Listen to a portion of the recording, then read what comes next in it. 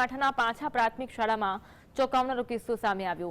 પાંછા પ્રાથમિક શાળામાં ફરજ બજાવતી ભાવનાબેન નામની શિક્ષિકા વિદેશમાં સ્થાયી થયા છતાં શિક્ષણ વિભાગે કોઈપણ કાર્યવાહી કરી નથી। શાળામાં અભ્યાસ કરતા બાળકોના ભવિષ્ય સામે ખિલવાડ થઈ રહ્યો છે। શાળાના આચાર્ય પારુલબેને કહ્યું કે શિક્ષણ વિભાગને અને જિલ્લા શિક્ષણ અધિકારીને લેખિત અરજી કરી છે, છતાં કોઈપણ કાર્યવાહી કરવામાં આવી નથી। બીજી તરફ જિલ્લા શિક્ષણ અધિકારીએ કહ્યું કે જે 8 મહિનાથી ગેરહાજર છે તેમને નોટિસ આપવામાં આવી છે અને ગેરહાજરી દરમિયાન કોઈપણ પગાર ચૂકવવામાં આવ્યો નથી।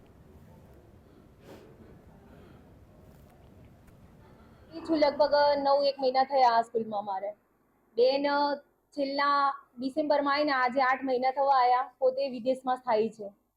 हवे विदेश में स्थायी छे ने 8-8 महीनाथी आ बाळकोनुं शिक्षण बगड़ी रह्युं छे, तो एमने हाजर थई जवुं जोईए कां तो रिजाइन मूकी देवुं जोईए। आ बाबते मारी अरजीओ थई छे, जे ते अरजीओ मारी डिस्प्ले पण थई, बधुं थयुं छे, तो एक्शन केम नथी लेवाती? वहीवटी विभागना ठराव मुजब કોઈ શિક્ષક સતત 1 વર્ષ સુધી બિનઅધિકૃત રીતે ગેરહાજર રહે અને નોટિસ આપવા છતાં હાજર નહીં થાય તો એમને એ ઠરાવની જોગવાઈ મુજબ અમે એમની બરતરફ કરવાની આગળની કાર્યવાહી કરીશું। વધુમાં એમની ગેરહાજરી દરમિયાન કોઈ પગારની ચૂકવણી કરવામાં આવેલ નથી એ વિગતો અમે મેળવી।